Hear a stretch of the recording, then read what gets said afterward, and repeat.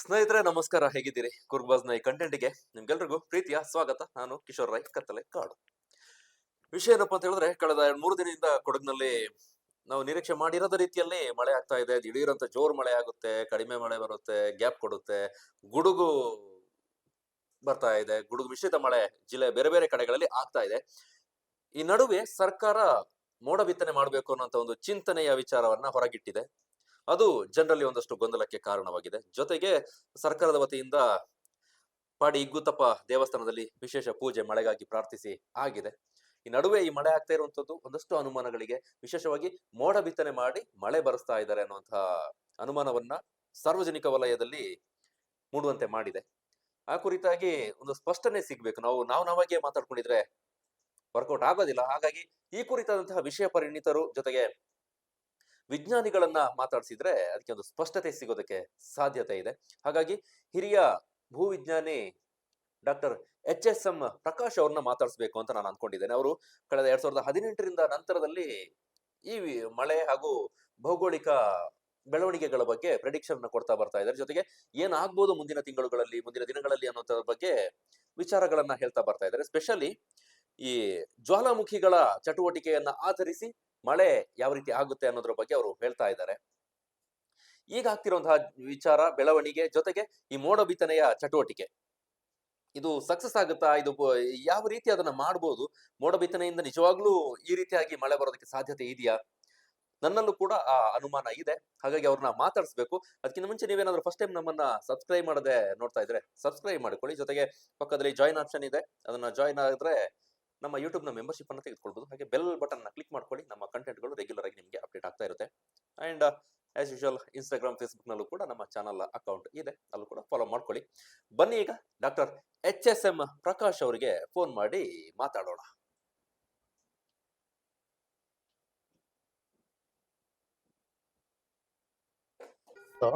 Sir ನಮಸ್ತೆ. ನಮಸ್ತೆ, ಹೇಳಿ. ಆರಾಮಿದ್ದೀರಾ ಸರ್? ಹೇಗಿದ್ದೀರಿ? ನಾನು ಒಂದು ಕಾಮಾಗಿ ಒಂದ್ ಕಡೆ ಇದ್ದೀನಿ, ಹೇಳಿ. Okay okay. ನನಗೆ ಅದೇ ವಿಚಾರ, ಈ ಕೊಡಗಿನಲ್ಲಿ ಈಗ ಮತ್ತೆ ಮಳೆ ಆಗ್ತಾ ಇದೆ. ಒಂದು ಗುಡುಗು ಸಹಿತ ಮಳೆ ಬರ್ತಾ ಇದೆ. ಯಾವ ಕಾರಣಕ್ಕಾಗಿ ಜನ ಈಗ ಬೇರೆ ಬೇರೆ ರೀತಿಯಲ್ಲಿ ಮಾತಾಡ್ಕೊಳ್ತಿದ್ದಾರೆ ಸರ್. ಒಂದಷ್ಟು ಗೊಂದಲಗಳಿದೆ, ಅನುಮಾನ ಇದೆ. ಮೋಡ ಬಿತ್ತನೆ ವಿಚಾರಗಳು ಕೂಡ ಈಗ ಚಾಲ್ತಿಯಲ್ಲಿ ಇರೋ ಕಾರಣಕ್ಕಾಗಿ ಸದ್ದಿಲ್ಲದೆ ಮೋಡ ಬಿತ್ತನೆ ಮಾಡಿದ್ದಾರೆ ಅನ್ನುವಂತ ಒಂದು ಅನುಮಾನದ ಮಾತುಗಳೆಲ್ಲ ಕೇಳಿ ಬರ್ತಾ ಇದೆ. ಹಾಗಾಗಿ ನಿಮ್ಮಿಂದಲೇ ಒಂದು ಸ್ಪಷ್ಟನೆ ತೆಗೆದುಕೊಳ್ಳೋಣ, ನಿಮಗೆ ಅದ್ರ ಮಾಹಿತಿ ಇರುತ್ತಲ್ಲ ಅಂತ ನಿಮಗೆ ಫೋನ್ ಮಾಡಿದೆ ಸರ್. ಹೇಳಿ. ಇಲ್ಲ, ಖಂಡಿತ. ವೀಕ್ಷಕರಿಗೆ ನನ್ನ ನಮಸ್ಕಾರಗಳು. ನೋಡಿ, ಮಳೆ ಕೊರತೆಯ ಸಮಯ ಇದು. ಇದುವರೆಗೂ ಕೊರತೆ ಇತ್ತು. ಭಾಗಮಂಡಲ ಪ್ರದೇಶದಲ್ಲಿ ಮಳೆ ಹೋದ ವರ್ಷಕ್ಕಿಂತ ಈ ಸರ್ತಿ ಬಹಳ ಕಡಿಮೆ ಆಗಿದೆ. ಆದ್ರೆ ಈ ಒಂದು 2 ದಿನದಿಂದ ಹೆಚ್ಚಿನ ಮಳೆ ಬಂದಿದೆ. ನಿನ್ನೆ 51 ಮಿಲಿಮೀಟರ್ ಬಂದಿದೆ, ಇವತ್ತು 150 ಮಿಲಿಮೀಟರ್ ದಾಖಲಾಗಿದೆ. ನಿನ್ನೆ 150 ಮಿಲಿಮೀಟರ್, ಮತ್ತೆ ಇವತ್ತು ಮತ್ತು ನಾಳೆ ಒಂದ್ ಸ್ವಲ್ಪ ಹೆಚ್ಚಿನ ಮಳೆ ಬರೋ ಚಾನ್ಸ್ ಇದೆ. ಯಾಕೆ ಅಂದ್ರೆ ಇದಕ್ಕೆ ಕಾರಣ ಮೋಡ ಬಿತ್ತನೆ ಅಲ್ಲ. ಮೋಡ ಬಿತ್ತನೆ ಕಾನ್ಸೆಪ್ಚುಯಲಿ ಕರೆಕ್ಟ್ ಇದೆ, ಅದು ಥಿಯರಿಟಿಕಲಿ ಅಂಡ್ ಇನ್ ಪ್ರಿನ್ಸಿಪಲ್ ಚೆನ್ನಾಗಿದೆ. ಆದ್ರೆ ಅದು ಕಾರ್ಯಾಚರಣೆಯಲ್ಲಿ ಅಷ್ಟೊಂದು ಸಫಲ ಆಗಲ್ಲ. ಯಾತಕ್ಕೆ ಅಂದ್ರೆ, ನೀವು ಏರೋಪ್ಲೇನ್ ನಲ್ಲಿ, ಆ ಒಂದು ಮಿನಿ ಏರೋಪ್ಲೇನ್ ನಲ್ಲಿ ನೀವು ಎಷ್ಟೇ ಟನ್ ಮೆಟೀರಿಯಲ್ ನ ನೀವು ಸಿಂಪಡಿಸಿದ್ರು ಕೂಡ ಅದು ಎಲ್ಲಿ ಗಾಳಿನಲ್ಲಿ ಯಾವ ಲೆವೆಲ್ ನಲ್ಲಿ ಅದು ಸಿಂಪಡಣೆ ಆಗುತ್ತೆ, ಅಲ್ಲಿ ಮಾಯಿಶ್ಚರ್ ಇದ್ರೆ ಆ H2O ಮಾಲಿಕ್ಯೂಲ್ಸ್ ಆ ಪೌಡರ್ ಸುತ್ತ ಕಂಡೆನ್ಸ್ ಆಗಿ ಪ್ರಿಸಿಪಿಟೇಟ್ ಆಗುತ್ತೆ. ಡ್ರಾಪ್ಸ್ ಆದ್ರೆ ದೊಡ್ಡ ಮಳೆ ರೂಪುಗೊಳ್ಳಲ್ಲ. ಮೋಡದಲ್ಲಿ ರೂಪುಗೊಂಡಾಗಿ ಅದು ಮೋಡದಲ್ಲಿ ಡ್ರಾಪ್ಲೆಟ್ಸ್ ಎಲ್ಲ ಸೇರಿ ಡ್ರಾಪ್ಸ್ ಆಗಿ ದೊಡ್ಡ ಮಳೆ ಆಗುತ್ತೆ. ಆದ್ರೆ ವಾತಾವರಣದಲ್ಲಿ ಆ ರೀತಿ ಚೆದುರುದಂತೆ ಡ್ರಾಪ್ಲೆಟ್ಸ್ ಫಾರ್ಮ್ ಆದ್ರೂ ಕೂಡ ಅದು ದೊಡ್ಡ ಮಳೆ ಆಗಲ್ಲ. ಸಣ್ಣ ಸಣ್ಣ ಹನಿಗಳು ಬೀಳ್ಬಹುದು. ಆದ್ರೆ ಇದರಲ್ಲಿ ಕಾರ್ಯಾಚರಣೆಯಲ್ಲಿ ಒಂದು ಪ್ರಾಬ್ಲಮ್ ಏನು ಅಂತಂದ್ರೆ, ನಾವ್ ಎಲ್ಲಿ ಸಿಂಪಡಿಸ್ತೀವೋ ಅಲ್ಲಿನೇ ಮಳೆ ಬೀಳುತ್ತೆ, ಅದ್ರ ಕೆಳಗಡೆ ಮಳೆ ಬೀಳುತ್ತೆ ಅಂತ ಹೇಳಕ್ಕಾಗಲ್ಲ. ಅದು ಗಾಳಿ ಒಂದ್ ಸ್ವಲ್ಪ ಬೀಸಿದ್ರೆ ಅದನ್ನ ಸ್ವಲ್ಪ ಮುಂದಕ್ಕೆ ಹೋದ್ರೆ ಇನ್ನೆಲ್ಲೋ ಮಳೆ ಬಿದ್ದಿರುತ್ತೆ. ಒಂದ್ ಹಳ್ಳಿ ಮೇಲೆ ಮಳೆ ಬೀಳ್ಬೇಕು, ಒಂದ್ ಏರಿಯಾ ಮೇಲೆ ಮಳೆ ಬೀಳ್ಬೇಕು ಅಂತ ನಾವು ಪ್ಲಾನ್ ಮಾಡಿದ್ರೆ ಅದು ಗಾಳಿ ವೇಗ ಜಾಸ್ತಿ ಆದಾಗ ಮೂವ್ ಆಗಿ ಇನ್ನೆಲ್ಲೋ ಬೀಳುತ್ತೆ. ಅದೇ ಸ್ಥಳದಲ್ಲೇ ಬೀಳುತ್ತೆ ಅಂತ ಹೇಳಕ್ಕಾಗಲ್ಲ. ಸೊ ಆ ಪೌಡ್ರು ಗಾಳಿನಲ್ಲಿದ್ದು ಕಂಡೆನ್ಸ್ ಆಗಿ ಪ್ರೆಸಿಪಿಟೇಟ್ ಆಗಿ ನಂತರ ಗಾಳಿ ಅದನ್ನ ಎಲ್ಲಿ ತನಕ ತಳ್ಳುತ್ತೆ, ಎಲ್ಲಿ ತನಕ ಹೋಗುತ್ತೆ, ಅದ್ರ ಮೇಲೆ ಡಿಪೆಂಡ್ ಆಗುತ್ತೆ. ಇದು ಲಿಮಿಟೆಡ್ ಆಗುತ್ತೆ. ಇದುವರೆಗೂ ಎಲ್ಲೂ ಯಶಸ್ವಿ ಆಗಿಲ್ಲ. ಹಿಂದೆ 2-3 ಸರ್ತಿ ಗದಗ ಏರಿಯಾದಲ್ಲಿ ಮಾಡಿದ್ರು, ಹಾವೇರಿಯಲ್ಲೂ ಕೂಡ ಮಾಡಿದ್ರು. ಇದು ವೈಜ್ಞಾನಿಕವಾಗಿ ಪ್ರಯೋಗದ ಮಟ್ಟಿಗೆ ಸಕ್ಸಸ್ಫುಲ್ ಆಗಿದೆ. ಬಟ್ ಇದರಲ್ಲಿ ರಿಯಲ್ ಸಿನೇರಿಯೋದಲ್ಲಿ ಅಷ್ಟು ಸಕ್ಸಸ್ ಆಗಿಲ್ಲ. ಆದ್ರೆ ಒಂದು ಆಸಕ್ತಿಕರ ವಿಷಯ ನಾನು ಹೇಳೋದೇನು ಅಂದ್ರೆ, ವೀಕ್ಷಕರೆಲ್ಲರೂ ಇದನ್ನ ಇಂಟರ್ನೆಟ್ ನಲ್ಲಿ ನೋಡಬಹುದು. ಈಗೊಂದು 3-4 ದಿನದಿಂದ ನಮ್ಮ ಭಾರತದ ಸುತ್ತಮುತ್ತ ಇರುವಂತ ಕೆಲವು ಜ್ವಾಲಾಮುಖಿಗಳು ನಿಷ್ಕ್ರಿಯ ಆಗಿದ್ದು, ಆದ್ರೆ ಈಗ ಒಂದು ಸಕ್ರಿಯವಾಗಿದೆ. ಸುಮಾತ್ರ ಮತ್ತು ಜಾವಾ ಮಧ್ಯದಲ್ಲಿ ಒಂದು ಕ್ರಾಕಟೋವಾ ಅಂತ ಒಂದು ಜ್ವಾಲಾಮುಖಿ ಇದೆ. ಅದು ಪ್ರತಿದಿನ 1 ಸರ್ತಿ 2 ಸಾರಿ 4,000 6,000 ನಂತರ 9,000 2 ಸರಿ 7,000 1 ಸರ್ತಿ, ಹೀಗೆ ಅಷ್ಟು ಎತ್ತರಕ್ಕೆ ಅಡಿ 9,000 6,000 7,000 ಅಡಿಗಳ ಎತ್ತರಕ್ಕೆ ಈ ಆವಿ ಚಿಮ್ತಾ ಇದೆ. ಆವಿ ಮತ್ತು ಬೂದಿ ಮತ್ತು ಹೊಗೆ ಇದನ್ನ ನೋಡಬಹುದು ಇಂಟರ್ನೆಟ್ ಅಲ್ಲಿ. ಕ್ರಾಕಟೋವಾ ಅಂತ 2-3 ದಿನದಿಂದ ಹೆಚ್ಚಿನ ಚಟುವಟಿಕೆ ಆಗ್ತಾ ಇದೆ.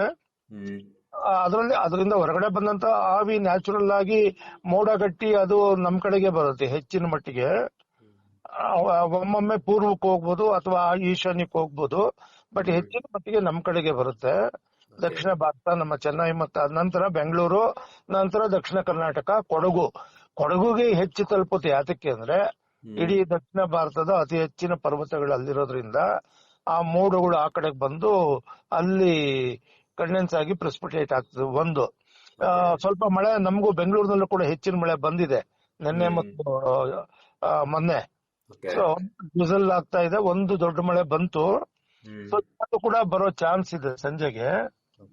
ಸೊ ಇದು ಕ್ರಾಕಟೋವಾ ಅನ್ನುವ ಒಂದು ಜ್ವಾಲಾಮುಖಿಯಿಂದ ಹೊರಗಡೆ ಬಂದಂತ ಆವಿಯ ಮಳೆ ಇದು. ಈ ಕ್ರಾಕಟೋವಾ ಎಂತಹ ಭಯಂಕರ ಭೀಕರ ಜ್ವಾಲಾಮುಖಿ ಅಂದ್ರೆ 1883ರಲ್ಲಿ ಅದು ದೊಡ್ಡ ಮಟ್ಟದಲ್ಲಿ ಸ್ಫೋಟವಾಗಿತ್ತು. ಈ 20 ಡಿಸೆಂಬರ್ 22ರಂದು 22 ಡಿಸೆಂಬರ್ 2018ರಂದು ದೊಡ್ಡ ಮಟ್ಟದಲ್ಲಿ ಸ್ಫೋಟವಾಗಿತ್ತು. ಆಗ ಸುನಾಮಿ ಕೂಡ ಆಗಿತ್ತು. ಜಕಾರ್ತದಲ್ಲಿ 300 ಜನ ಸತ್ತೋಗಿದ್ರು. ಸೊ 18ರಲ್ಲಿ ನಡೆದ ಘಟನೆ. ಅದೇ ಜ್ವಾಲಾಮುಖಿ ಸಕ್ರಿಯವಾಗಿದೆ. ಈ 9,000 ಗರಿಷ್ಠ ಮಟ್ಟ ಮುಟ್ಟಿದೆ. ಈಗ ಅದನ್ನ ಮುಂದೆ 15,000 20,000 ಹೋಗುತ್ತಾ, ಇನ್ನೂ ಎತ್ತರಕ್ಕೆ ಹೋಗುತ್ತಾ, ಅದನ್ನ ನಾವು ಕುತೂಹಲದಿಂದ ನೋಡ್ತಾ ಇದೀವಿ, ಮಾನಿಟರ್ ಮಾಡ್ತಾ ಇದೀವಿ. ಸೊ ಇದು ಕ್ರಾಕಟೋವಾ ಜ್ವಾಲಾಮುಖಿಯ ಪರಿಣಾಮ ಅಂತ ಹೇಳ್ಬೋದು ಈ ಮಳೆ. 2-3 ದಿನದಿಂದ ಹೆಚ್ಚಿನ ಮಳೆ ಆಗಿರೋದು. ಸೈಕ್ಲೋನ್ ರೀತಿಯಾದಂತದ್ದು ಏನಾದ್ರು ಇದೆಯಾ? ಸೈಕ್ಲೋನ್ ನಮ್ಮ ಬೇ ಆಫ್ ಬೆಂಗಾಲ್ ನಲ್ಲಿ ಇಲ್ಲ. ಒಂದು ದೊಡ್ಡ ಸೈಕ್ಲೋನ್ ಅದರಲ್ಲಿದೆ, ಪ್ಯಾಸಿಫಿಕ್ ಇದರಲ್ಲಿದೆ. ಪ್ಯಾಸಿಫಿಕ್ ನಲ್ಲಿ ಈಗ ಒಂದು 200 ಕಿಲೋಮೀಟರ್ ಪರ್ ಅವರ್ ಸ್ಪೀಡ್ ನಲ್ಲಿ ಚಂಡಮಾರುತ ನಡೀತಾ ಇದೆ. ಅದರ ಟ್ರೆಜೆಕ್ಟರಿ ಪ್ರೊಜೆಕ್ಟ್ ಮಾಡಿರೋದು ನಾರ್ತ್ ವೆಸ್ಟ್, ಅಲ್ಲಿಂದ ಫಿಲಿಪೀನ್ಸ್ ಕಡೆಗೆ ಅದು ಹೋಗುತ್ತೆ ಅಂತ ಒಂದು ಟ್ರೆಜೆಕ್ಟರಿ ಪಾತ್ ಡಿಟರ್ಮಿನ್ ಮಾಡಿದ್ದಾರೆ. ಅದು ಪಶ್ಚಿಮಕ್ಕೆ ಬಂದು ನಮ್ಮ ಭಾರತದ ಕಡೆಗೆ ಬರೋದು ಸಂಭಾವನೆ ಕಮ್ಮಿ. ಸೊ ಅದು ಅದ್ರ ಹೆಸರು ಚೆನ್ನಾಗಿದೆ. ಹಿಂದಿಂದು ಲಾಲಾ, ಈಗಿಂದು ಒಂದು ಹೆಸರಿದೆ, ನಾನು ನೋಡಿ ಹೇಳ್ತೀನಿ. ಅದು ನಮ್ಮ ಬೇ ಆಫ್ ಬೆಂಗಾಲ್ಗೆ ಬರೋ ಚಾನ್ಸ್ ಬಹಳ ಕಡಿಮೆ ಇದೆ. ಇದು ಕ್ರಾಕಟೋವಾ ಏನಾದ್ರೂ ಸತತವಾಗಿ ಇನ್ನೂ 20,000 30,000 ಅಡಿ ಎತ್ತರಕ್ಕೆ ಚಿಮ್ಮಿ ಹೆಚ್ಚಿನ ಮಾಯಿಶ್ಚರ್ ನಮ್ಮ ಬೇ ಆಫ್ ಬೆಂಗಾಲಿ ಬಂದ್ರೆ ಖಂಡಿತ ನಮ್ಮಲ್ಲೂ ಕೂಡ ಒಂದು ಚಂಡಮಾರುತ ಸೃಷ್ಟಿ ಆಗ್ಬೋದು. ಆದ್ರೆ ಚಾನ್ಸ್ ಕಮ್ಮಿ ಇದೆ. ಈಗೊಂದು ಸಿಕ್ತು ನೋಡಿ, ಅದ್ರ ಸೌದೇಲ್ ಅಂತ ಚಂಡಮಾರುತ. ಸೌದೇಲ್ SAUDEL 65 kilometre per hour speed ಅಲ್ಲಿ ಅದು ಮೂವ್ ಆಗ್ತಾ ಇದೆ. ಅದು ಚೈನಾದ ಕಡೆಗೆ, ಚೈನಾದ ಒಳಗಡೆನೆ ಲ್ಯಾಂಡ್ ಫಾಲ್ ಆಗಿ ಚೈನಾದ ಒಳಗಡೆನೆ ಖಾಲಿ ಆಗೋ ಚಾನ್ಸ್ ಇದೆ. ಸೊ ನಮಗೆ ಆತಂಕ ಇರೋದು ಇದರಲ್ಲಿ ವಿಯೆಟ್ನಾಂ ಉತ್ತರದಲ್ಲಿ ಒಂದಿದೆ, ಅದು ನಾರಾ ಅಂತ, NARRA. ಅದು 65 ಕಿಲೋಮೀಟರ್ ಪರ್ ಅವರ್ ಚಲಿಸ್ತಾ ಇದೆ. ಅದು ಕೂಡ ನಾರ್ತ್ ಈಸ್ಟ್ ಕಡೆಗೆ ಪ್ರೊಜೆಕ್ಟ್ ಮಾಡಿದ್ದಾರೆ ಮೀಟರಾಲಜಿ ಡಿಪಾರ್ಟ್ಮೆಂಟ್ ಅವರು. ಸೊ ನಮ್ ಕಡೆಗೆ ಪಶ್ಚಿಮಕ್ಕಿಲ್ಲ ಅದು. ಅದೇನಾದ್ರು ಪಶ್ಚಿಮಕ್ಕೆ ಚಲಿಸಿದ್ರೆ ನಮ್ಮ ಯಾವ್ದು ಥೈಲ್ಯಾಂಡ್ ಮೂಲಕ ಬೇ ಆಫ್ ಬೆಂಗಾಲಿ ಬಂದು ನಮ್ಮ ಚೆನ್ನೈ ಬೆಂಗಳೂರಿಗೆ ಮಳೆ ಬರೋ ಚಾನ್ಸ್ ಇತ್ತು. ಅದು ಇಲ್ಲ. ಸೊ ಬೇ ಆಫ್ ಬೆಂಗಾಲದಲ್ಲಿ ಚಂಡಮಾರುತ ಆಗಬೇಕಾದ್ರೆ ತುಂಬಾ ಆವಿ ಬೇಕು. ಆವಿಯ ಸಪ್ಲೈ ಏನಿದೆ ಅದು ಜಾವಾ ಕಡೆಯಿಂದ, ಸುಮಾತ್ರ ಕಡೆಯಿಂದ, ಅಥವಾ ಬೇ ಆಫ್ ಬೆಂಗಾಲ್ ಕಡೆಯಿಂದ, ಅಥವಾ ಅರೇಬಿಯನ್ ಸಿ ಕಡೆಯಿಂದ ಬರ್ತಾ ಇಲ್ಲ.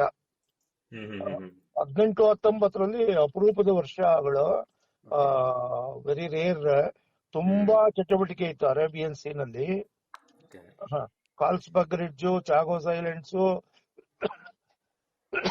Then Reunion island, then Indian ocean ridges, ಇಲ್ಲೆಲ್ಲ ಚಟುವಟಿಕೆ ಇತ್ತು. ಅದರಿಂದ ಹೆಚ್ಚಿನ ಆವಿ ಹೊರಗಡೆ ಬಂದು ಹೆಚ್ಚಿನ ಮೋಡ ಆಗಿ ಕೇರಳ ಮತ್ತು ಕೊಡಗುಗೆ ದುರಂತ ಆಗಿತ್ತು. ಅದೇ ಸಮಯದಲ್ಲಿ ಹವಾಯಿನಲ್ಲೂ ಕೂಡ ಕಿಲೋವಾ ವಾಲ್ಕೆನೋ 3.5 ತಿಂಗಳ ಕಾಲ ಚಟುವಟಿಕೆ ಇತ್ತು. ಈಗ ಅದೆಲ್ಲ ಇಲ್ಲ. ಈಗ ಇದು 2 ದಿನದಿಂದ ಈ ಕ್ರಾಕಟೋವಾ ಮಾತ್ರ ಶುರುವಾಗಿದೆ. ಮೊದಲೇ ಮುನ್ಸೂಚನೆ ಇತ್ತ ಸರ್? ಆ ಮುನ್ಸೂಚನೆ ಚಿಕ್ಕ ಪುಟ್ಟದ್ ನಡೀತಾ ಇತ್ತು. ಬಟ್ ಇದೆಲ್ಲ ಹೀಗೆ ಈ ಜ್ವಾಲಾಮುಖಿಗಳು ವರ್ಷಾನ್ಗಟ್ಲೆ ಚಟುವಟಿಕೆ ನಡೀತಾ ಇರುತ್ತೆ, ಬಿಲ್ಡಪ್ ಇರುತ್ತೆ. ಯಾವತ್ತೋ ಒಂದ್ ದಿವಸ ದೊಡ್ಡ ಮಟ್ಟದಲ್ಲಿ ಸ್ಫೋಟವಾಗ್ತದೆ. ಸೊ ಇದು 1883ರಲ್ಲಿ ಸ್ಫೋಟವಾದಾಗ 45 ಕಿಲೋಮೀಟರ್ ಎತ್ತರಕ್ಕೆ ಈ ಆವಿ ಬೂದಿ ಚಿಮ್ಮಿತ್ತು. ಅದು ಅರ್ಧ ವಿಶ್ವಕ್ಕೆ ಎಫೆಕ್ಟ್ ಆಗಿತ್ತು. ಇದೇ ಕ್ರಾಕೋಟೋವಾ, ಎಲ್ಲಿ ಪಾಕ್ ಸ್ಟ್ರೈಟ್, ಸುಮಾತ್ರ ಮತ್ತು ಜಾವಾ ಮಧ್ಯೆ ಇರೋದು. ಅದು ಅಂಥ ದೊಡ್ಡ ಮಟ್ಟದ ಸೂಪರ್ ವಾಲ್ಕೆನೋ. ಸೊ ಈಗ ಸದ್ಯಕ್ಕೆ 9,000 ಅಡಿ ತಲುಪಿದೆ. ಬಟ್ ಚಟುವಟಿಕೆ ನಡೀತಾ ಇದೆ, ಈಗಲೂ ಕೂಡ ಬಿಲ್ಡಪ್ ನಡೀತಾ ಇದೆ. ಸೊ ಮುಂದೆ ಏನಾದ್ರು ಇದ್ದಕ್ಕಿದ್ದಂಗೆ ಅದು 30-40 ಸಾವಿರ ಅಡಿ ಎತ್ತರಕ್ಕೆ ಚಿಮ್ಮಿದ್ರೆ, 40,000 50,000 ಅಡಿಗೆ ನಾನು ಹೇಳೋದು. ಸೊ ಕಿಲೋಮೀಟರ್ ಲೆಕ್ಕದಲ್ಲಿ ನಾವು 10ಕ್ಕಿಂತ ಹೆಚ್ಚು ಕಿಲೋಮೀಟರ್ ಎತ್ತರಕ್ಕೆ ಹೋದ್ರೆ ಅನಾಹುತ ಅಂತ ಹೇಳ್ಬೋದು. ಟಾರೆನ್ಶಿಯಲ್ ರೈನ್ ಮತ್ತು cloudburst like heavy downpour ಆಗುತ್ತೆ. ಈಗ ಸದ್ಯಕ್ಕೆ ಒಂದಿನ ಇವತ್ತು ನೋಡ್ಬೇಕು, ಇವತ್ತು ನಾಳೆ ನೋಡಿದ್ರೆ ಅದರ ಚಟುವಟಿಕೆಗಳು ಎಷ್ಟು ಸತತವಾಗಿದೆ, ಫ್ರೀಕ್ವೆನ್ಸಿ ಏನಿದೆ, ಅದ್ ಮುಂದೆ ಯಾವ ರೀತಿ ಕಂಟಿನ್ಯೂ ಆಗುತ್ತೆ ಅದನ್ನ ನೋಡ್ಬೇಕು. ಯಾಕೆಂದ್ರೆ ಈ ಜ್ವಾಲಾಮುಖಿಗಳು ಕೆಲವೊಮ್ಮೆ ಏನ್ ಮಾಡ್ತವೆ, ಒಂದು ಲೆವೆಲ್ಗೆ ಹೋಗಿ ಸ್ಥಗಿತ ಆಗ್ತವೆ, ಆಮೇಲೆ ಒಂದು 3-4 ತಿಂಗಳು ಗ್ಯಾಪ್ ಆದ್ಮೇಲೆ ಮತ್ತೆ ಶುರು ಮಾಡ್ತವೆ. ಸೊ ಆ ರೀತಿ ಇದು ಹಿಂದೆ 1883ರಲ್ಲಿ ಅದು 45 ಕಿಲೋಮೀಟರ್ ಎತ್ತರಕ್ಕೆ ಚಿಮ್ಮಿದಾಗ 6 ವರ್ಷಗಳ ಕಾಲ ಚಟುವಟಿಕೆ ನಡೀತಾ ಇತ್ತು. ಚಿಕ್ಕದು, ಪಡ್ತು, ಭೂಕಂಪ, ಜ್ವಾಲಾಮುಖಿ ಈ ತರ ಎಲ್ಲ. ಈ ಕ್ರಾಕಟೋವಾ ನಾನು ಕೂಡ ಮಾನಿಟರ್ ಮಾಡ್ತಾ ಇದ್ದೀನಿ. ಸೊ ಈ ವರ್ಷ ಮಳೆ ಆಯ್ತಲ್ಲ ಸರ್, ಮಳೆಗಾಲದಲ್ಲಿ ಮಾನ್ಸೂನ್ ಅಲ್ಲಿ ಎಲ್ಲ ಕಡಿಮೆ ಇತ್ತು. ಯಾತಕ್ಕೆ ಕಡಿಮೆ ಇತ್ತು, ನಮ್ಮ ರೆಗ್ಯುಲರ್ ಗಿಂತ ಕಡಿಮೆ ಇದೆ. ಹೌದು, ಕೊರತೆ ಇದೆ. ಕರ್ನಾಟಕದಲ್ಲಿ ಬರೀ ಪಶ್ಚಿಮ ಘಟ್ಟದ ಜಿಲ್ಲೆಗಳಲ್ಲಿ ಮಾತ್ರ ಹೆಚ್ಚಿನ ಮಳೆ ಬಿದ್ದಿದೆ. ಮೈದಾನದ ಜಿಲ್ಲೆಗಳಲ್ಲಿ ಬರ ಇದೆ, ಬೆಳೆ ಇಲ್ಲ, ಕೊರತೆ ಇದೆ. ನಾನು ಇದನ್ನ ಜನವರಿಯಿಂದನೂ ಹೇಳ್ತಾ ಇದ್ದೆ, ಮುಂಗಾರು ನಂಬರ್ 1 ಮುಂಗಾರು ಫೇಲ್ ಆಗುತ್ತೆ ಅಂತ. ಅದೇ ರೀತಿ ಆಗಿದೆ. ಈಗಾಗಲೇ ಹಿಂಗಾರು ಬಗ್ಗೆನೂ ಕೂಡ ಹೇಳಿದೀನಿ, ಹಿಂಗಾರು ಕೂಡ ಫೇಲ್ ಆಗುತ್ತೆ. ಅಕ್ಟೋಬರ್, ನವೆಂಬರ್, ಡಿಸೆಂಬರ್ ಫೇಲ್ ಆಗುತ್ತಾ? ಇದೇ ರೀತಿಯ ಸಿನೇರಿಯೋ ಇರುತ್ತೆ. On and off short intermediate trains ಬರ್ತಾ ಇರುತ್ತೆ. ಇದು ನಿನ್ನೆ ಭಾಗಮಂಡಲ 150 ಮಿಲಿಮೀಟರ್ ಬಿದ್ದಿರೋ ಮಳೆ, ಹೆಚ್ಚಿನ ಮಳೆ, ಅದು ಒನ್ಸ್ ಇನ್ ಎ ವೇ ಅಷ್ಟೇ. ಈ ಕ್ರಾಕಟೋವಾ ತಣ್ಣಗಾದ್ರೆ ಅದು ಇರಲ್ಲ, ಮುಂದುವರಿಯ ಸಾಧ್ಯತೆ ಕಡಿಮೆ ಅಲ್ಲ. ಯಾರ್ ಬೇಕಾದ್ರೂ ನೀವು ಕ್ರಾಕಟೋವಾ ಅಂತ ಟೈಪ್ ಮಾಡಿ, ಅದರ ಎರಪ್ಷನ್ ಪಿಕ್ಚರ್ ಎಲ್ಲ ಬಂದ್ಬಿಡುತ್ತೆ, ನೆನ್ನೆದು, ಮೊನ್ನೆದು, ಇವತ್ತಿಂದು, ಅದೆಲ್ಲ. ನಮ್ಮ ಈ ಕಡೆ ಇನ್ನು ಇವತ್ತು ಕೂಡ ಮಳೆ ಬರೋ ಚಾನ್ಸ್ ಇದೆ. ಸೊ ಅದರ ಪರಿಣಾಮ ಇದು. ದಕ್ಷಿಣ ಭಾರತದಲ್ಲಿ ಹಿಂಗಾರು ದಕ್ಷಿಣ ಕರ್ನಾಟಕ ವ್ಯಾಪ್ತಿಯಲ್ಲಿ ಕಡಿಮೆ ಇರುತ್ತೆ ಅಂತ ಅನ್ಸುತ್ತಾ? ಕಡಿಮೆ ಇರುತ್ತೆ ಹಿಂಗಾರು. ಆಕ್ಚುಲಿ ತಮಿಳುನಾಡುಗೆ, ಸದರ್ನ್ ಆಂಧ್ರ ಪ್ರದೇಶ್ಗೆ ಹೆಚ್ಚಿನ ಮಳೆ ಬರುತ್ತೆ. ಕರ್ನಾಟಕಕ್ಕೆ ನಿಯರ್ಲಿ 35-40% ಮಳೆ ಬರಬೇಕು. ತಮಿಳುನಾಡು ಕ್ರಾಸ್ ಮಾಡ್ಕೊಂಡು ಇಲ್ಲಿ ಬರಬೇಕು ನವೆಂಬರ್ಗೆ, ಡಿಸೆಂಬರ್ಗೆ. ಬಟ್ ಈ ವರ್ಷ ಅದಕ್ಕೂ ಕೂಡ ಪೂರ್ವಕವಾಗಿ ಚಟುವಟಿಕೆ ನಡೀತಾ ಇಲ್ಲ.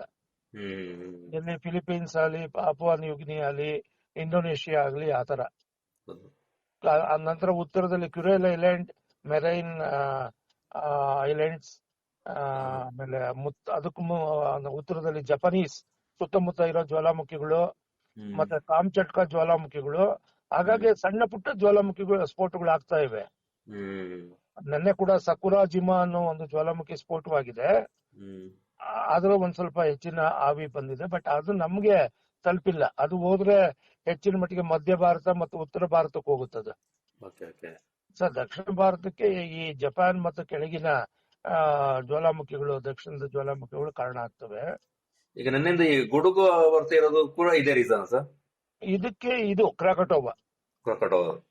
ನಾನು ನಿಶ್ಚಿತವಾಗಿ ಹೇಳ್ತೀನಿ, 8 ವರ್ಷದಿಂದ ನಾನು ನಿಖರವಾಗಿ ಹೇಳ್ತಾ ಇದ್ದೀನಿ ಜ್ವಾಲಾಮುಖಿಗಳು ಮತ್ತು ಮಳೆಗಳ ಬಗ್ಗೆ. ಹ್ಮ್ ಸೊ ಇದ್ರ ಜೊತೆಗೆ ನಾವ್ ಏನು ಭೂಮಿ ಮೇಲೆ, ನೆಲದ ಮೇಲೆ, ದ್ವೀಪಗಳಲ್ಲಿರೋ ಜ್ವಾಲಾಮುಖಿ ಗಮನಿಸಿದಾಗೆ ಹ್ಮ್ ಸಮುದ್ರದ ಒಳಗಡೆ ಇರತಕ್ಕಂತ, ಆಳದಲ್ಲಿರ್ತಕ್ಕಂತ ಭೀಕರ ಜ್ವಾಲಾಮುಖಿಗಳ ಬಗ್ಗೆ ಕೂಡ ಮಾಹಿತಿ ಬರುತ್ತೆ. ಹ್ಮ್ ಆ ರೀತಿಯ ಚಟುವಟಿಕೆ Tonga, Solomon island, Fiji island ಅಲ್ಲಿ ಅಷ್ಟು ಕಂಡು ಬರ್ತಾ ಇಲ್ಲ. ಹಾ ಹಾ ಹಾ ಟೋಂಗಾ ಸ್ಫೋಟ ಆದ್ರೂ ನಮಗೆ ಚೆನ್ನಾಗಿ ಖಂಡಿತ ಮಳೆ ಬರುತ್ತೆ. ಓಕೆ. ಸೊ ಆ ರೀತಿ ಪ್ರತಿದಿನ 40ರಿಂದ 45 ಜ್ವಾಲಾಮುಖಿಗಳು ವಿಶ್ವದ ಬೇರೆ ಬೇರೆ ಭಾಗಗಳಲ್ಲಿ ಸ್ಫೋಟ ಆಗ್ತಾ ಇರ್ತವೆ. ಹ್ಮ್ ಸೊ ನಮ್ಮ ಸುತ್ತಮುತ್ತ ಎಷ್ಟಿವೆ ಅವನ್ನ ನಾವು ಗಮನಿಸಬೇಕು. ಹ್ಮ್ ಭಾರತಕ್ಕೆ ಪ್ರಭಾವ ಬೀರುವಂತಹ ಚಟುವಟಿಕೆಗಳು, ಹ್ಮ್ ಈ ಮೀಟಿಯಾರಲಾಜಿಕಲ್ ರೈನ್ಸ್ ಏನಿದೆ, ಹ್ಮ್ ಅಲ್ಲಿ ಸಮುದ್ರದ ನೀರು ಆವಿಯಾಗಿ ಮೋಡ ಆಗಿ ಬರೋ ಮಳೆಗಳು, ಅವುಗಳು ಸಾಧಾರಣ ಮಳೆಗಳಾಗಿರ್ತವೆ. ಹಾ ಹಾ ಆದ್ರೆ ಹೆಚ್ಚಿನ ಮಳೆಗಳು, ಹೆಚ್ಚಿನ ಕಂಡೆನ್ಸೇಷನ್, ಹೆಚ್ಚಿನ precipitation, cloud burst like sudden rains, hmm ಈ ಜ್ವಾಲಾಮುಖಿಗಳ ಕೊಡುಗೆ. Okay okay. ನೀರಿನ ಒಳಗಡೆ ಇರ್ಲಿ, ನೆಲದ ಮೇಲಿರ್ಲಿ, ಅವುಗಳಿಂದಾಗಿ ಈ ಚಂಡಮಾರುತಗಳು, ಇವೆಲ್ಲ ಭೀಕರ ಪ್ರವಾಹಗಳು ಇವೆಲ್ಲ ಆಗೋದು. ಈ ಮುಂಗಾರು ಕಡಿಮೆ ಆಗ್ಲಿಕ್ಕೆ ಕಾರಣ ಏನ್ ಸರ್ ಈ ಬಾರಿ? ಅದಕ್ಕೆ ಕಾರಣ ಅಂತ ನಾನು ಜನವರಿಯಿಂದನೂ ಗಮನಿಸ್ತಾ ಇದ್ದೀನಿ. ನಮ್ಮ ಸುಮಾತ್ರದಲ್ಲಿ ಕೆಲವು ಜ್ವಾಲಾಮುಖಿಗಳಿವೆ, ಹ್ಮ್ ಅವುಗಳ ಒಂದು ಚಟುವಟಿಕೆ ಕಡಿಮೆ ಇದೆ. ಹ್ಮ್ ಜೊತೆಗೆ ಈ ಎಲ್ ನಿನೋ ಅಂತ ನಾವೇನು ಎಕ್ಸ್ಪ್ಲೈನ್ ಮಾಡ್ತಾ ಇದೀವಿ, ಆ, ಇದು ಕೂಡ ನಿಜ. ಹ್ಮ್ ಎಲ್ ನಿನೋ ಒಂದು ಪ್ರೋಸೆಸ್ ನಡೀತಾ ಇದೆ ಸೆಂಟ್ರಲ್ ನಲ್ಲಿ ಮತ್ತು ಈಸ್ಟ್ ಪ್ಯಾಸಿಫಿಕ್ ನಲ್ಲಿ. ಹ್ಮ್ ಅದು ಸಮುದ್ರದ ನೀರು ಬಿಸಿ ಆಗೋದ್ರಿಂದ ಅಲ್ಲಿ ಮೇಲ್ಗಡೆ ಏರುಪೇರಾಗುತ್ತೆ. ಓಕೆ. ನಮಗ್ ಬರ್ಬೇಕಾದ ಮೋಡಗಳು ಚೆದರು ಹೋಗ್ತವೆ, ಹ್ಮ್ ನೀರು ಬಿಸಿಯಾಗಿ ಆ ಕಡೆ ಈ ಕಡೆ ಹೋಗುತ್ತೆ. 26-27 ಡಿಗ್ರೀಸ್ ಟೆಂಪರೇಚರ್ ನಲ್ಲಿ. ಹಾ ಹಾ ಸೊ ಹಾಗಾಗಿ ಎಲ್ ನಿನೋ ರಿಯಲ್ ಅದು, ಆದ್ರೆ ಬೇರೆ ವಿಜ್ಞಾನಿಗಳು ಕೊಟ್ಟಿರೋ ಕಾರಣ ನಿಜ ಅಲ್ಲ. ಓಕೆ. ಎಲ್ ನಿನೋ ಸೆಂಟ್ರಲ್ ಪೆಸಿಫಿಕ್ ನಡೀತಾ ಇದೆ. ಯಾತಕ್ಕೆ ಅಂದ್ರೆ ಕಿಲೋವಾ 53 ಎಪಿಸೋಡ್ಗಳಾಗಿವೆ ಲಾವಾ ಫೌಂಟನಿಂಗ್, ಮ್ಯಾಗ್ಮಾ ಹೊರಗಡೆ ಬರೋ ಪ್ರಯತ್ನ. ಹಾ ಹಾ ಈಗ 54ನೇ ಅಟೆಂಪ್ಟ್ ರೆಡಿ ಆಗ್ತಾ ಇದೆ. 54ನೇದು. ಯಾವ್ದು ಕಿಲೋವಾ ಕ್ರೇಟರ್ ಒಳಗಡೆ ಓಕೆ. ಮ್ಯಾಗ್ಮಾ ಮೇಲ್ಗಡೆ ಒಮ್ಮೆಲೆ ಚಿಮ್ಮಿ ಬಂದು ಅದು ಲಾವಾ ಫೌಂಟನ್ ತರ, KRS ಬೃಂದಾವನ್ ಗಾರ್ಡನ್ ನೀರು ಮೇಲಕ್ಕೆ ಹೋಗುತ್ತಲ್ಲ, ಆ ತರ ಲಾವಾ ಅಷ್ಟು ಮೇಲಕ್ಕೆ ಹೋಗ್ತಾ ಇದೆ. ಓಕೆ.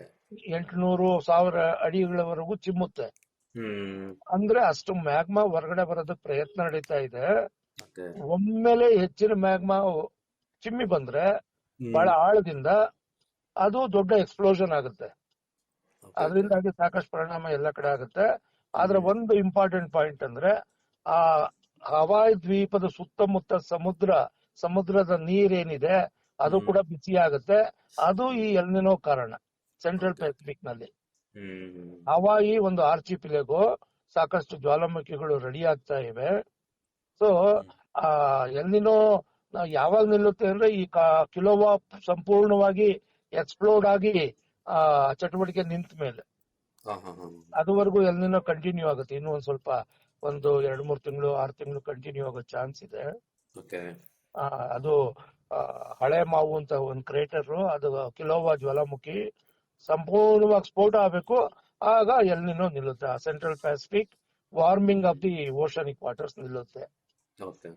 ಸೊ ಇದು phenomena what is going on around the world. ಇನ್ನೊಂದು ವಿಚಾರ ನಾನು ಕೇಳಬೇಕಿತ್ತು ಸರ್. ಈಗ ನಮ್ದು ಕಾವೇರಿ ಇಶ್ಯೂ ಇದೆಯಲ್ಲ, ನೀರು ಬಿಡುವ ವಿಚಾರದಲ್ಲಿ, ಈಗ ನಮಗೆ ಅಗತ್ಯ ಮಳೆ ಆಗದಿದ್ದಾಗ ಸಂಗ್ರಹ ಕೂಡ ಕಡಿಮೆ ಆಗುತ್ತೆ ನಮ್ಮಲ್ಲಿ. ಈ ನಿಟ್ಟಿನಲ್ಲಿ ನಾನು ಆಗ್ಲೇ ನನ್ನ ಅಭಿಪ್ರಾಯ ಹೇಳಿದೀನಿ.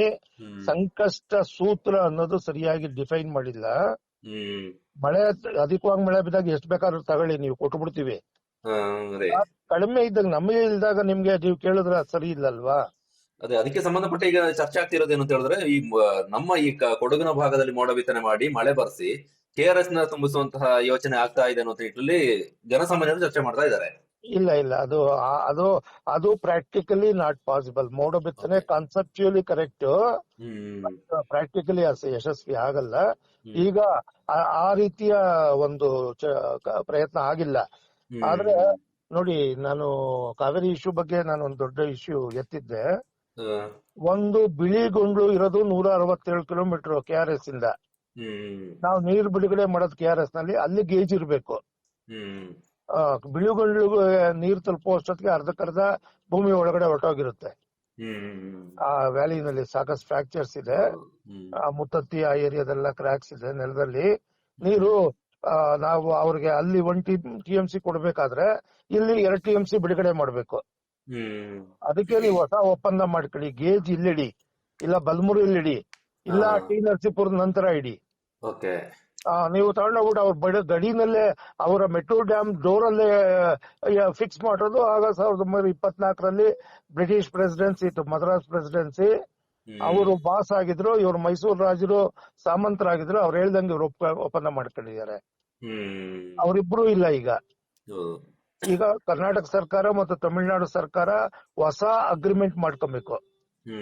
ಅದನ್ನ ರಿಜೆಕ್ಟ್ ಮಾಡಿ ಸಂಪೂರ್ಣವಾಗಿ ಈ ಹೊಸ ಅಗ್ರಿಮೆಂಟ್ ಮಾಡ್ಕೊಳ್ಳಿ. ಇವತ್ತು ಅವರ ನೀರಿನ ಅವಶ್ಯಕತೆ ಎಷ್ಟಿದೆ, ನಮ್ಮ ನೀರಿನ ಅವಶ್ಯಕತೆ ಎಷ್ಟಿದೆ, ಅದು ಕೃಷಿಗಿರ್ಬೋದು, ಕುಡಿಯೋ ನೀರಿಗಿರ್ಬೋದು, ಇಂಡಸ್ಟ್ರಿಗಿರ್ಬೋದು, ಅವರು ತಗೊಳ್ಳಿ ನಾವು ತಗೊಳ್ಳೋಣ, ಗಿವ್ ಅಂಡ್ ಟೇಕ್. ಅದಾದ್ಮೇಲೆ ಹೊಸ ಅಗ್ರಿಮೆಂಟ್ ಆಗ್ಬೇಕು ಒಂದು. ಆಮೇಲೆ ಮೆಷರಿಂಗ್ ಯಾರ್ಡ್ ನೀವು ಬಲಮುರಿಯಲ್ಲಿ ಫಿಕ್ಸ್ ಮಾಡ್ಬೇಕು. ಆಮೇಲೆ ಮೂರನೇದು KRS ಸಂಪೂರ್ಣವಾಗಿ ಹೂಳೆತ್ತಬೇಕು.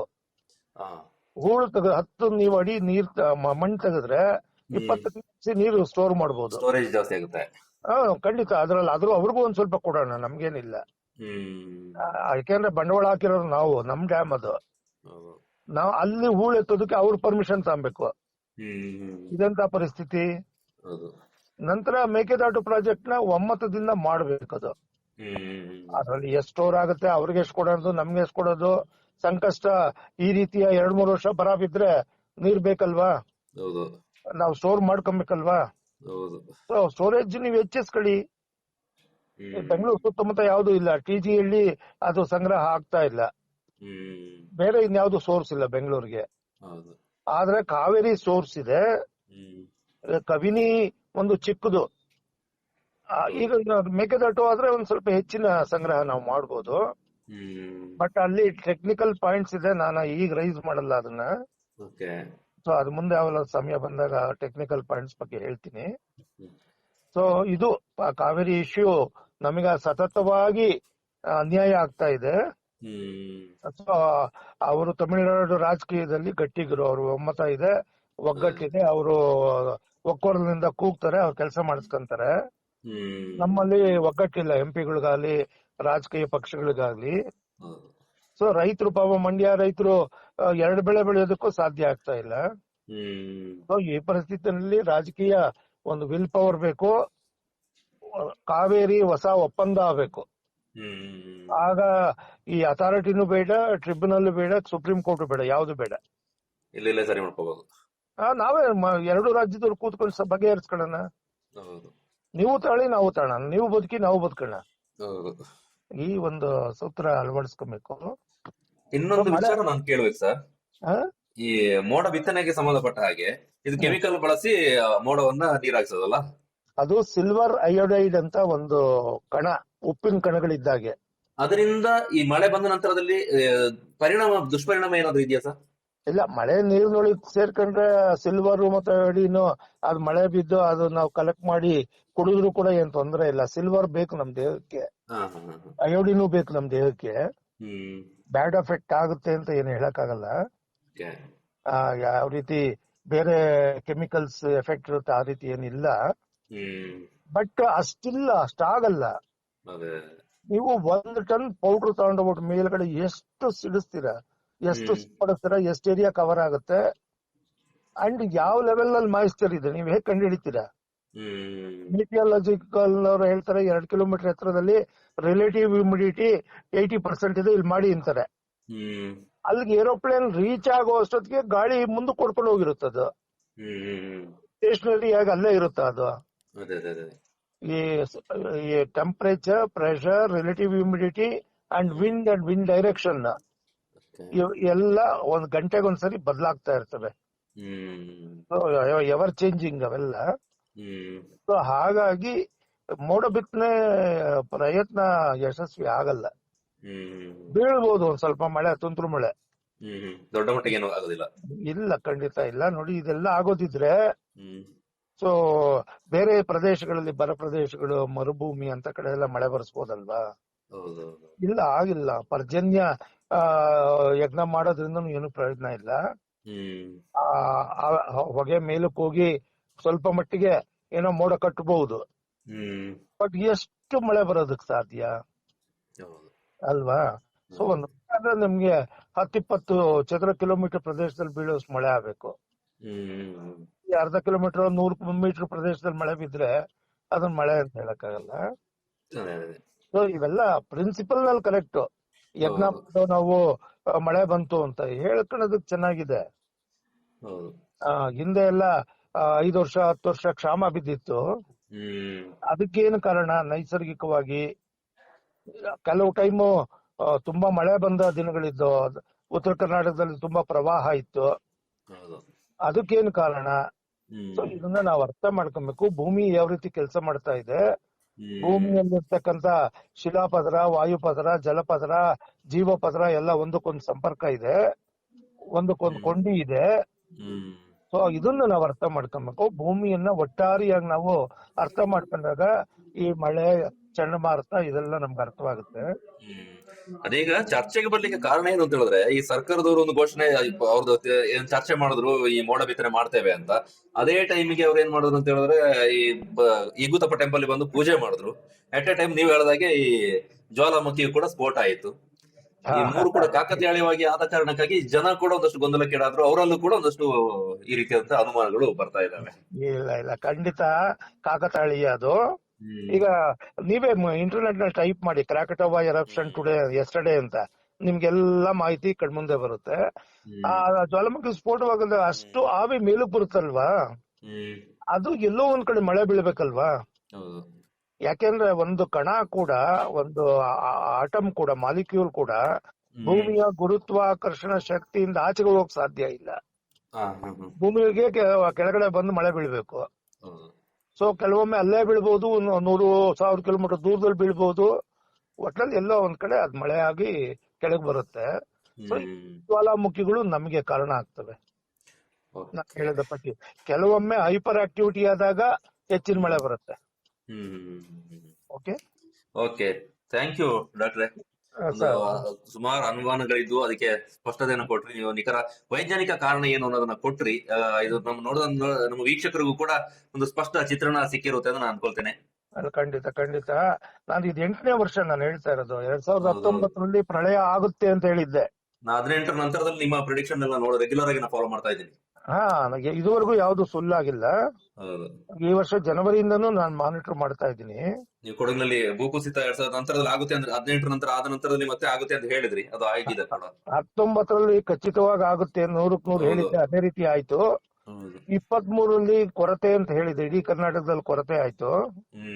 ಸೊ ಒಂದ್ಸರಿ ಅಧಿಕ ಆಗುತ್ತೆ ಅಂತ ಹೇಳಿದೀನಿ, ಇನ್ನೊಂದ್ಸರಿ ಕೊರತೆ ಆಗುತ್ತೆ ಅಂತ ಹೇಳಿದೀನಿ.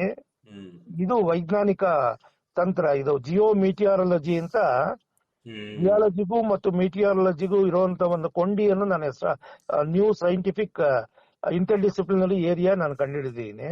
ಹೌದು, ಡಾಕ್ಟರ್ ಪ್ರಕಾಶ್ ಅವರು ಜ್ಯೋತಿಷ್ಯ ಹೇಳ್ತಾ ಇಲ್ಲ, ವೈಜ್ಞಾನಿಕವಾಗಿ ಹೇಳ್ತಾ ಇದ್ದಾರೆ ಅಂತ. ಖಂಡಿತ ಇದು ಮುನ್ಸೂಚನೆಗಳು, ಭವಿಷ್ಯ ಅಲ್ಲ, ಜ್ಯೋತಿಷ್ಯ ಅಲ್ಲ. ನಾನು 18ರಲ್ಲಿ 19ರಲ್ಲಿ ಹೇಳಿಕೆ ಕೊಟ್ಟಾಗ ಈ ರೀತಿ ಬಹಳ ಜನ ಹೇಳಿದ್ರು, ನೀವು ವಿಜ್ಞಾನಿಗಳು ಜ್ಯೋತಿಷಿಗಳು ಅಂತ. ನೋಡಿ, ಇದು ನಾವು ಅಟೆಂಪ್ಟ್ ಮಾಡಿರ್ಲಿಲ್ಲ. ನಾವು ಭೂವಿಜ್ಞಾನಿಗಳು ಬರೀ ಕಲ್ಲು ಮಣ್ಣು, ಈ ಖನಿಜ, ನೀರು, ಪರ್ವತ ಅನ್ಕೊಂಡ್ ಕೂತಿದ್ದು. ಕೆಲವರು ನೀರಿಗಿಳಿದ್ರು, ಗ್ರೌಂಡ್ ವಾಟರ್ ಜಿಯಾಲಜಿ, ಹೈಡ್ರೋಜಿಯಾಲಜಿ ಅಂತ. ಗಾಳಿಗೆ ಯಾರು ಕೈ ಹಾಕ್ಲಿಲ್ಲ.